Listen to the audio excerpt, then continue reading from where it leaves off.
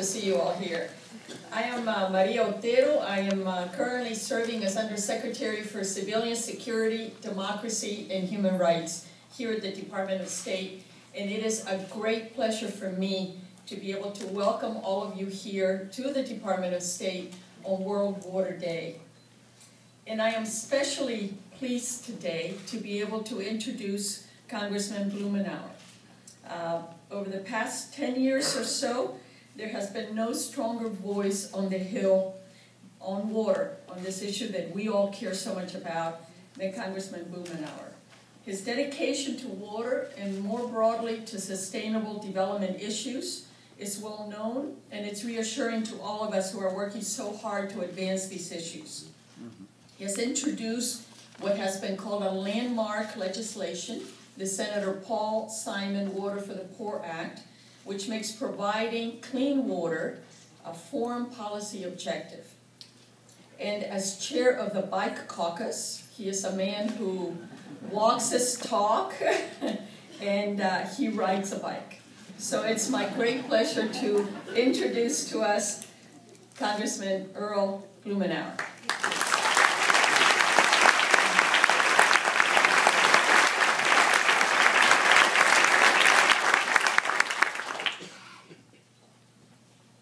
Thank you, Secretary Otero, and I appreciate deeply the opportunity to escape the Budget Committee to come down here to join you.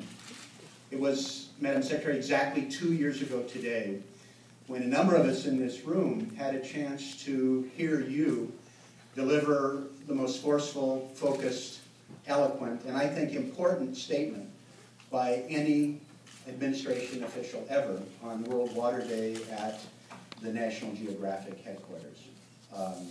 It was stirring and inspirational. And I can tell you, as was mentioned, having worked on this for over a decade, it was music to my ears.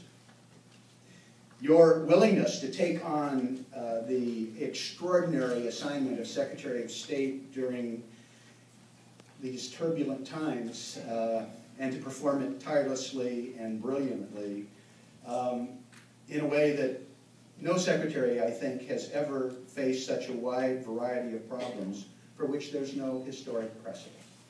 We appreciate your service, your leadership, and your effectiveness.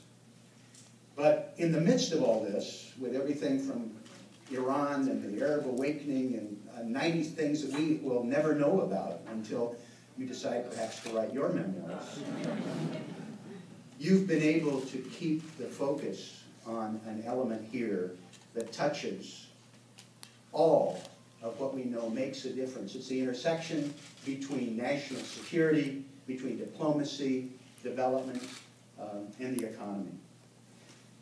And you know and have encouraged us that it's not going to be solved by hitting a grand slam home run at the bottom of the 9th inning.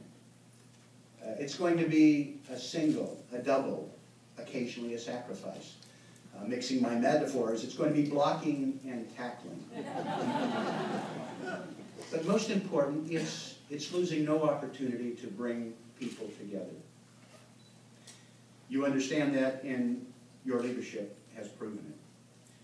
We deeply appreciate your being on point for this administration, implementing the elements of our Paul Simon Water for the Poor Act, dealing with the tyranny that 200 million hours will be spent today by women around the globe just getting water for their families.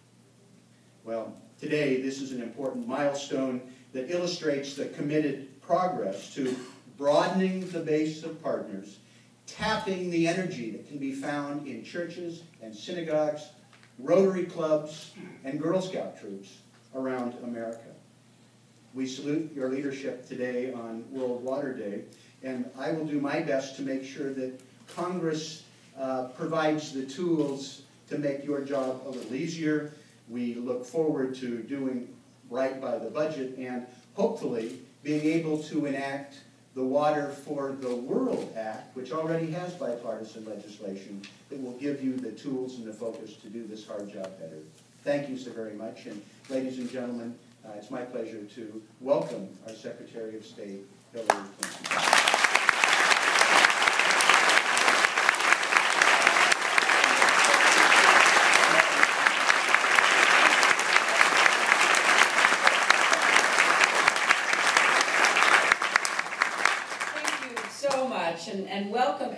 everyone to the State Department for this World Water Day event.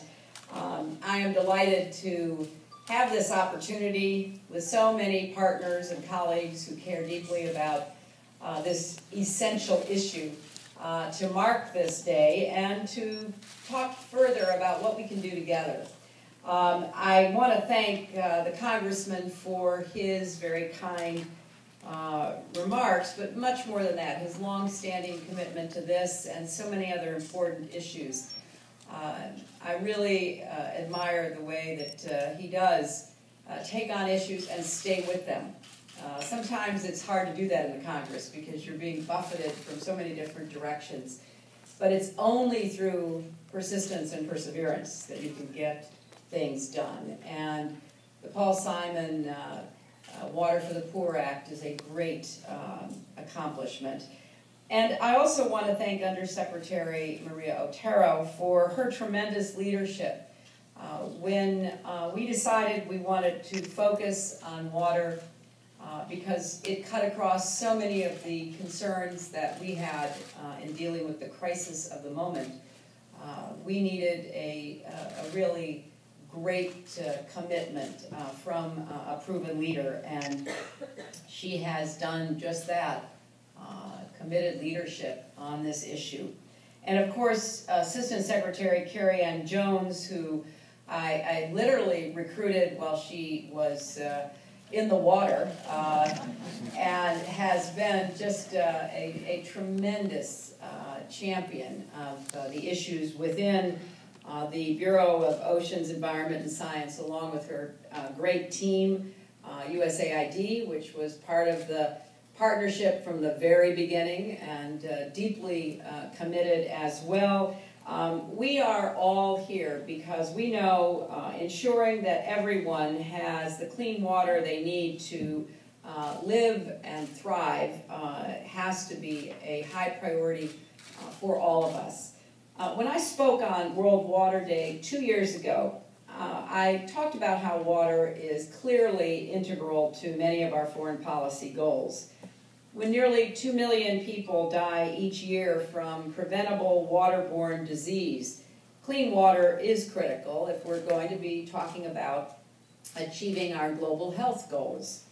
Something as simple as better access to water and sanitation can improve the quality of life and reduce the disease burden for billions of people. When women and girls don't have to spend 200 million hours a day, as Earl just said, seeking water, maybe they can go to school. Maybe they can have more opportunities to help bring income in to the family. Reliable access to water is essential for feeding the hungry, running the industries that promote jobs, generating the energy that fuels national growth, and certainly it is central when we think about how climate change will affect future generations. Now, we are pursuing this not only because we care about it around the world, we care about it here at home. We've had increasing problems meeting our own needs in the desert Southwest or managing floods in the East. No country anywhere, no matter how developed, is immune to the challenges that we face. So we've been working steadily across multiple fronts to make progress on our comprehensive, complex water agenda. And I'd like to update you today. Since I signed our government-wide agreement with the World Bank last year, we have identified 30 activities where various U.S. agencies can work more closely with the World Bank and with each other to improve our individual efforts on water security. USAID and NASA are working together using earth science and satellite technology to analyze water security and other